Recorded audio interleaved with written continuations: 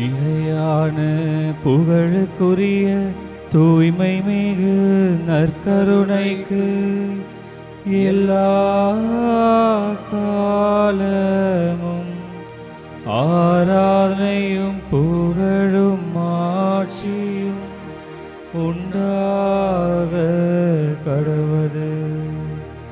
நிலையான புகழுக்குரிய தூய்மை மிகு நற்கருணைக்கு எல்லா காலமும் ஆராதனையும் புகழும் ஆட்சியும் உண்டாக கடவது. நிலையான புகழுக்குரிய தூய்மை மிகு நற்கருணைக்கு எல்லா காலமும் ஆராதனையும் புகழும் ஆட்சியும் உண்டாக கடவது.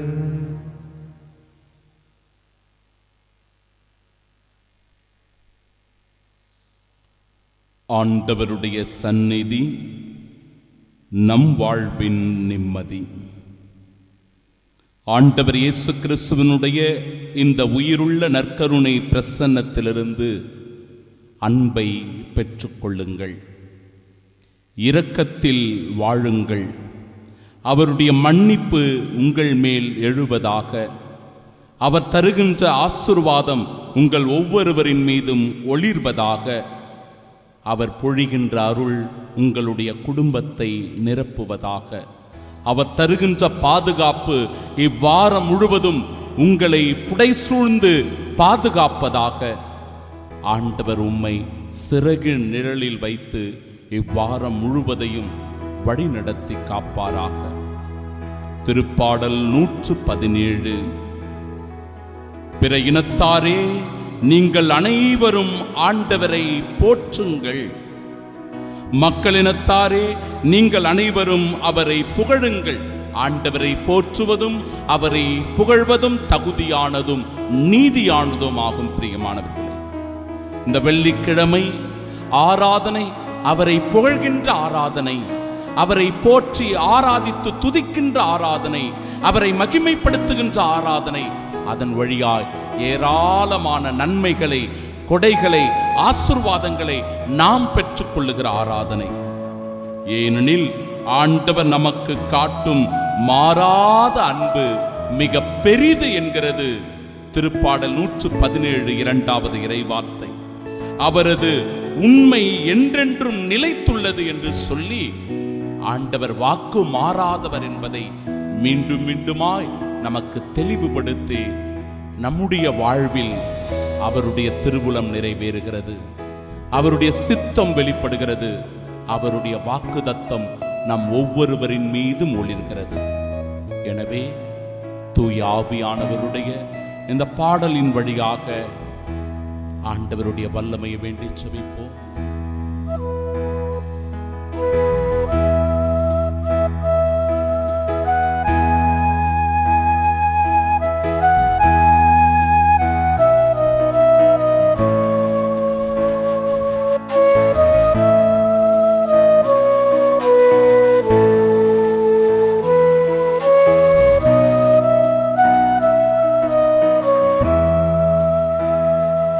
எம்மை ஒளிர செய்து வழிகாட்டும்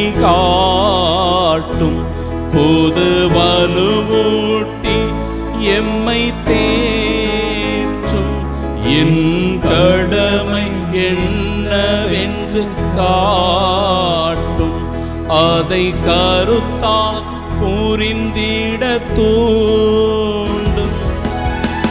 என்ன நேர்ந்தாலும் நன்றி துதி கூறி பணிவே என் இறைவா.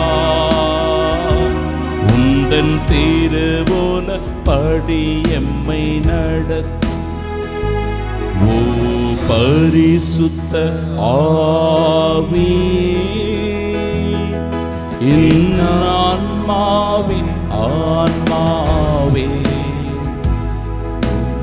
ஆராதனை செய்கின்றேன்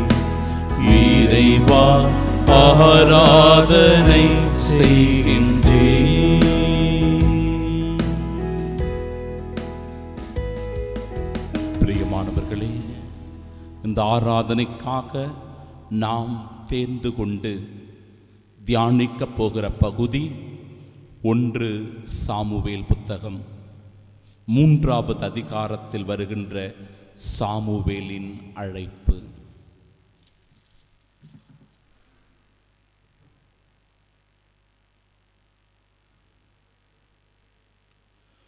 பின்பு ஏலி சாமுவேலை நோக்கி, சென்று படுத்துக்கொள், உன்னை அவர் மீண்டும் அழைத்தால் அதற்கு நீ, ஆண்டவரே பேசும், உம் அடியான் கேட்கிறேன் என்று பதில் சொல் என்றார்.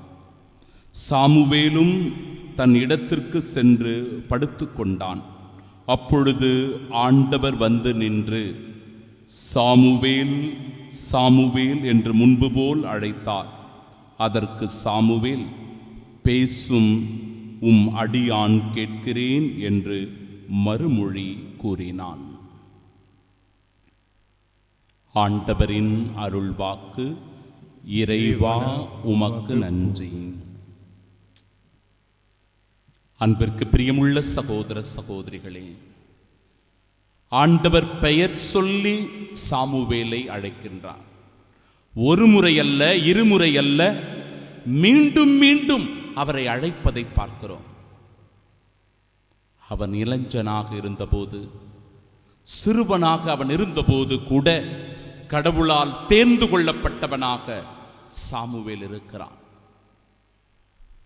ஏலியினுடைய இல்லத்தில் அவன் இருந்தபோது ஆண்டவர் சாமுவேல் என்று அழைக்க, ஒரு சிறுவனாய் அவன் அறியாத மனநிலையில், ஆண்டவருடைய குரலை அவன் புரிந்து கொள்ள முடியாத ஒரு நிலையில், தன் குரு ஏலிதான் அழைத்தார் என்று சொல்லி ஓடோடி வந்து அவர் முன்பாக நிற்பதை பார்க்கிறோம். கீழ்ப்படிதல், மரியாதை.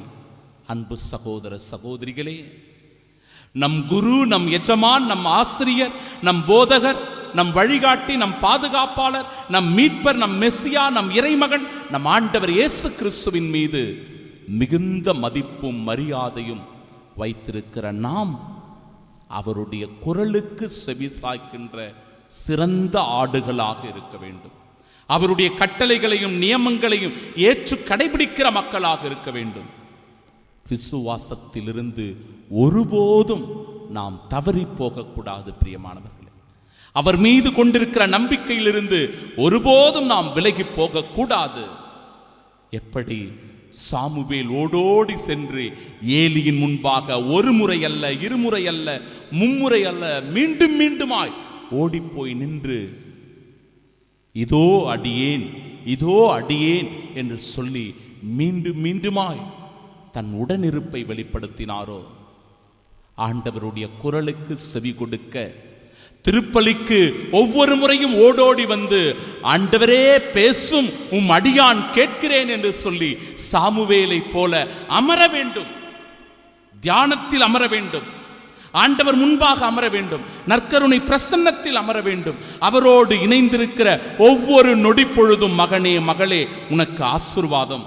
அவரோடு இணைந்திருக்கிற ஒவ்வொரு நொடி பொழுதும், சகோதரனே சகோதரியே உன் மனதிற்கு நிம்மதி. அவரிடத்தில் இருக்கின்ற ஒவ்வொரு நொடி பொழுதும் உனக்கும் உன் குடும்பத்திற்கும் ஆண்டவர் வெற்றியை தரப்போகிறார். எனவே அவரோடு இணைந்திருப்பது மிக மிக அவசியம். என்னோடு இணைந்திருந்தால் நீங்கள் மிகுந்த கனி தருவீர்கள் என்கிற ஆசீர்வாதத்தை ஆண்டவர் தருகிறார். நம்பிக்கையை நமக்கு கொடுக்கிறார். சாமுவேல் ஓடி வந்ததைப் போல, பேசும் ஆண்டவரே இதோ நான் கேட்கிறேன் என்று சொன்னது போல, நற்கருணை ஆராதனைக்காக ஓடி வரணும்.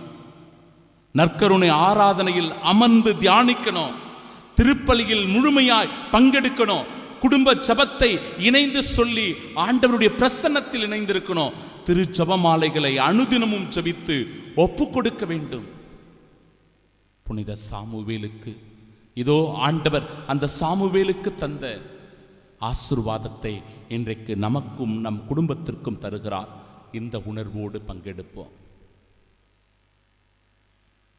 ஆண்டவருடைய வார்த்தைகளுக்கு செவி கொடுத்த நாம் அன்பே கடவுள் என்றால் என்கிற பாடலின் வழியாக அவரை மகிமைப்படுத்த, அவரை போற்றி புகழ்ந்து ஆராதித்து துதிக்க இணைந்து நாம் பாடி செபிப்போமாக.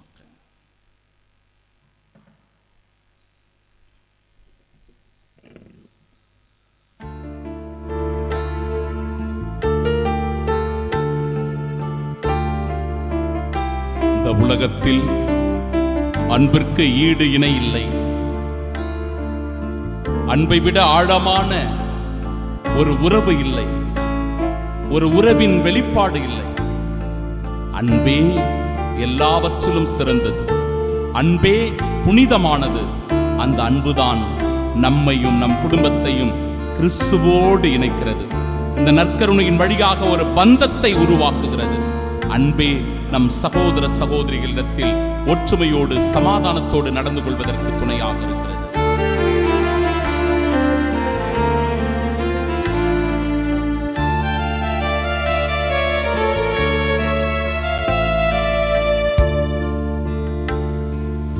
அன்பே கடவுள் என்றார், அன்புக்கு ஈடேது சொல்.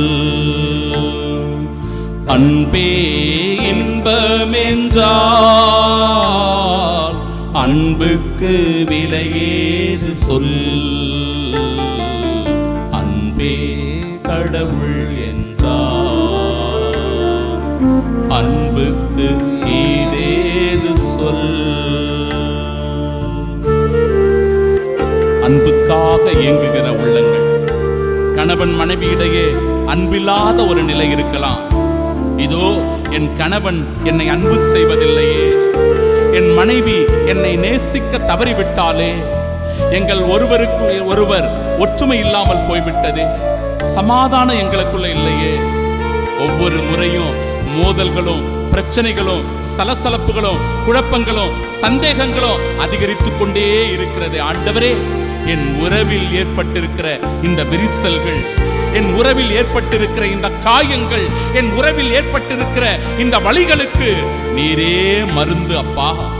அந்த அன்பின் மருந்தை எனக்கு கொடுத்து எங்கள் குடும்பத்தில் தாய் தந்தை உறவுகளுக்கிடையே, பெற்றோர் மகன் உறவுகளுக்கிடையே, கணவன் மனைவி உறவுகளுக்கிடையே, சகோதர சகோதரிகளுடைய உறவுகளுக்கிடையே, நல்ல நண்பர்களுடைய உறவுகளுக்கிடையே அந்த அன்பு என்கிற ஆசீர்வாதத்தினால் நிரப்பும் அப்பா, நிரப்பும் ஆண்டவரே.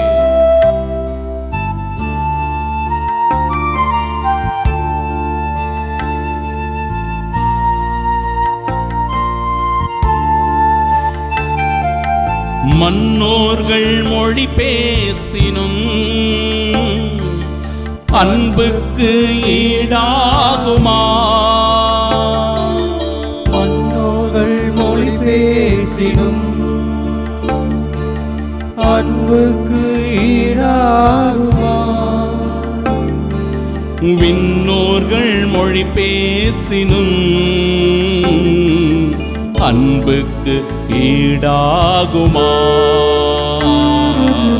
அன்பே கடவுள் என்றார், அன்புக்கு ஈடேது சொல். அன்பே இன்பம் என்றார், அன்புக்கு விலையேது சொல். அன்பே கடவுள் அன்புக்கு ஈடேது சொல். ஒருவர் மற்றவரை மன்னிக்கும் போது அன்பு வெளிப்படுகிறது. ஒருவர் மற்றவரின் மீது இரக்கம் காட்டுகிற போது, மன்னிப்பு ஏற்படுத்தும் போது அந்த அன்பு வெளிப்படுகிறது. என்னிடத்தில் இரக்கம் இருக்கிறதா? என் மனைவியை, என் கணவனை, என் பிள்ளைகளை, என் பெற்றோரை, என் உடன் பிறந்தவர்களை ஏற்றுக்கொள்ளக்கூடிய இரக்கம் என்னிடமிருந்து வெளிப்படுகிறதா? ஒருவர் மற்றவரை மன்னிப்பதற்கு நான் தயாராக இருக்கிறேனா? மகனே, மகளே, எப்பொழுது நீ மன்னிக்கிறாயோ, எப்பொழுது நீ இரக்கத்தை பொழிகிறாயோ, எப்பொழுது உன்னிடத்திலிருந்து கருணை வெளிப்படுகிறதோ, அப்பொழுதுதான் அன்பின் உறவு, அன்பின் பிணைப்பு, அன்பினால் ஏற்படுகிற அமைதியும் சமாதானம் உன் குடும்பத்தில் நிலைத்திருக்கும்.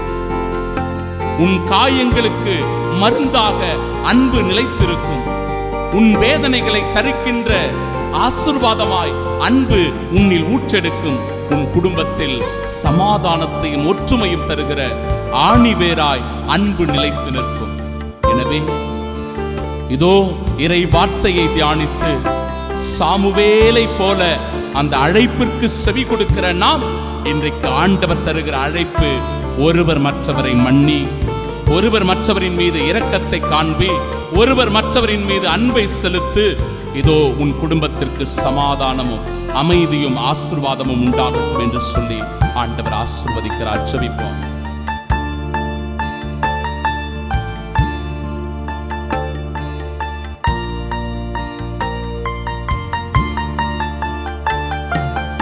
இறைவாக்கு சொல்வரமும் அன்புக்கு ஈடாகுமா? இறைவாக்கு சொல்வரமும் அன்புக்கு ஈடாகுமா? மறைபொருள் உணர்பொருளும் அன்புக்கு ஈடாகுமா? அன்பே கடவுள் என்றார், அன்புக்கு ஈடேறு சொல். அன்பே இன்பம் என்றார், அன்புக்கு விலையேறு சொல். அன்பே கடவுள் என்றார், அன்புக்கு ஈடேறு சொல். ஒரு சில மணித்துளிகள் மௌனமாயிருந்து நம் குடும்பத்தை ஒப்பு கொடுப்போம். நம்மளால யாரையாவது மன்னிக்க முடியலையா? யார் மீதாவது இரக்கம் காட்ட முடியாமல் இருக்கிறோமா? நம்ம குடும்பத்தில் யார் மீதாவது நாம் கோபமா இருக்கிறோமா? யார் மீதாவது நாம் வெறுப்பை காண்பித்திருக்கிறோமா? யார் மீதாவது தவறான வார்த்தைகளை சொல்லி அவர்களை காயப்படுத்தி இருக்கிறோமா? சிந்திச்சு பார்ப்போம். ஆண்டவரே, பேசும் உம் அடியான் கேட்கிறேன் என்று சாமுவேலை போல ஆண்டவர் பேசுவதை அனுமதிப்போம்.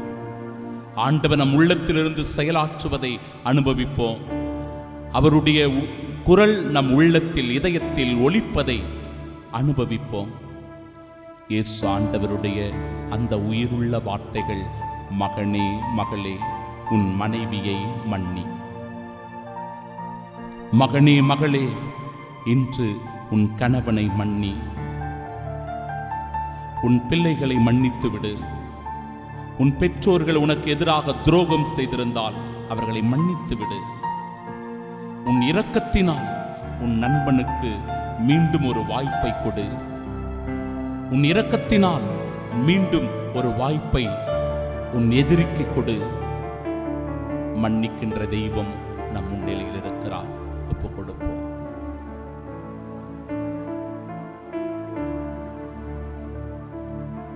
நம் குடும்பத்தில் சமாதானமும் அன்பும் உண்டாக, நம் குடும்பத்தில் அன்பு நிலைத்திருக்க ஒப்புக் கொடுத்தவர்களாய் இயேசுவின் தூய இருதயத்திற்கு நம்மையும் நம் குடும்பத்தையும் அர்ப்பணம் செய்வோம்.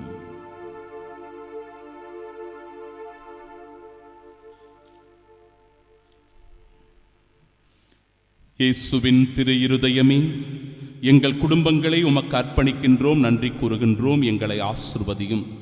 எப்பொழுதும் இறை பிரசன்னத்தை உணர்ந்து வாழ வரம் தாரும். பலவீனர்களுக்கு பலத்தையும், செல்வமுடையவர்கள் பிறருக்கு உதவி செய்யும் நல்ல மனதையும் தந்தருளும். விதவிகளுக்கும் அநாதை பிள்ளைகளுக்கும் நாங்கள் உதவியாயிருக்கச் செய்தருள். சிறையில், தனிமையில், நோயில், துன்பத்தில் இருக்கின்றவர்களை ஆசிர்வதியும். உலகில் உள்ள ஒவ்வொரு குழந்தைகளுக்கும் விசுவாசத்தையும், தெய்வ பயத்தையும், நல்ல ஒழுக்கத்தையும், பணிவையும், அறிவையும் தந்தருளும். மரண தருவாயில் இருக்கிறவர்களை நாள்தோறும் சந்தித்தருளும். ஆன்மாக்களை விண்ணகத்தில் சேர்த்தருளும். எங்கள் அனைவருக்கும் அடைக்கலமாகவும் தஞ்சமாகவும் சாகும் தருவாயில் உதவியாகவும் இருந்தருளும். ஆமென். தாழ்ந்து பணிந்து வணங்கி மாண்புயர் கீதம் பாடி ஆண்டவருடைய ஆசீரை பெற ஒப்புக் கொடுப்போம்.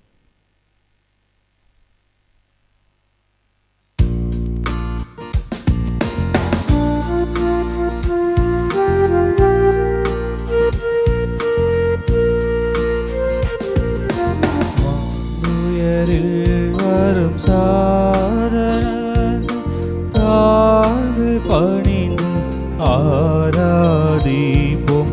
பழைய நியம முறைகள் அனைத்தும் இனி மறைந்து முடிவு பெறுக.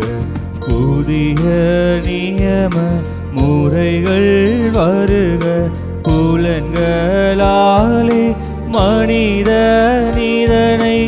அறிய இயலா குறையை நீக்க விசுவாசத்தின் உதவி பெறுக. பிதாவுக்கும் சுதனிவர்க்கும் புகழ்ச்சியோடு வெற்றியார்க்கும் மீட்பின் பெருமை மகிமையோடு வலிமை வாழ்வு யாவுமாக இருவரிடமாய் வருகின்றவராம் தூய ஆவியானவர்க்கும் அளவில்லாத சம புகழ்ச்சி என்றுமே உண்டாகுக.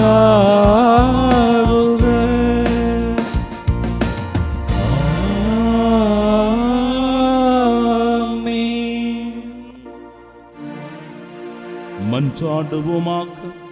இறைவா, இந்த வியப்புக்குரிய திருவருட்சாதனத்திலே உம்முடைய திருப்பாடுகளின் நினைவை எங்களுக்கு விட்டுச் சென்று உமது திருவுடல் திரு ரத்தம் இவற்றின் மறைபொருளை வணங்கும் நாங்கள் உம்முடைய மீட்பின் பலனை இடைவிடாமல் அனுபவிக்க அருள் புரியும். தந்தையாகிய இறைவனோடு தூயாவியாரின் ஒன்றிப்பில் இறைவனாய் என்றென்றும் வாழ்ந்து ஆட்சி செய்கின்ற அவர் வழியாக உம்மை மன்றாடுகின்றோம். ஆமென்.